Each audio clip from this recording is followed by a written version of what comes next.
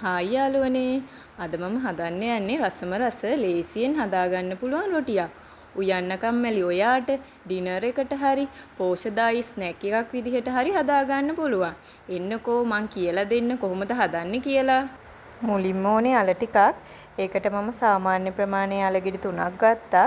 අලගෙඩි ටික සාමාන්‍ය ප්‍රමාණයේ කෑලි වලට කපාගෙන ලුණු සහ කහ ටිකක් දාලා හොඳට තම්බ ගන්න ඕනේ.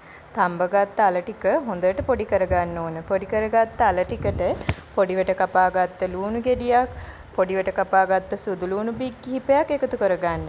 මිරිස් කුඩු තේ හැන්දකුත් එකතු කරගෙන හොඳට මික්ස් කරගන්න ඕනි. දැන් අල මිශ්‍රණයට පාන් පිටි කෝප්පයක් එකතු කරගන්න ඕනේ. මම ගත්ත පාන් පිටි ග්‍රෑම් 150ක්.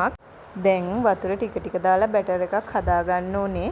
ගොඩාක් දියාරු කරගන්නත් එපා, ගොඩාක් කුකුවට ගන්නත් එපා.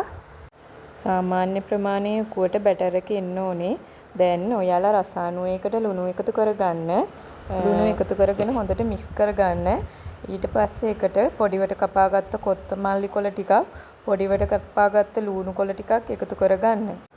දැන් ආයෙ හොඳට මික්ස් කරගන්න. දැන් පොල් තෙල් මේස හැන්දක් එකතු කරගෙන හොඳට මික්ස් කරගන්න. ගෙදර තියෙනවා නම් ඔයාලා කැමති නම් පොඩිවට කපාගෙන බෙදගත්ත මස් ටිකක් එකතු කරගන්න. එතකොට රොටිය හරිම රසයි. දැන් බැටර් එක රෙඩි. පෑන් එක ලිපේ තියලා බටර් මේස හැඳි භාගයක් එකතු කරගන්න. ලිපේ ගින්දර අඩුවට තියාගන්න. දැන් බැටර් එක පෑන් එකට දාගන්න. ඔයාලා කැමති ප්‍රමාණයකට දාගෙන ලස්සනට රවුමට හදාගන්න පුළුවන්.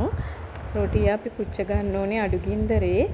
මේ රොටිය හරිම සොෆ්ට් ඒ හින්දා ඉක්මනට කැඩෙන්න බලනවා. රොටිය මේ අත හරවද්දී හරි පරිස්සමෙන් හරව ගන්න. ගෝල්ඩන් කලර් එකට එනකන් රොටිය පුච්ච ගන්න ඕනේ. මම මේ බැටර් එකෙන් සාමාන්‍ය ප්‍රමාණයේ රොටි 6ක් හදාගත්තා. දැන් රොටි ටික රෙඩි. මේ වගේ රසම රස රෙසිපි ගැන දැනගන්න මාත් එක්ක ඉදිරියට රැඳී ඉන්න. කමෙන්ට් කරන්න, ලයික් කරන්න වගේම මගේ channel එක subscribe කරන්නත් අමතක කරන්න එපා.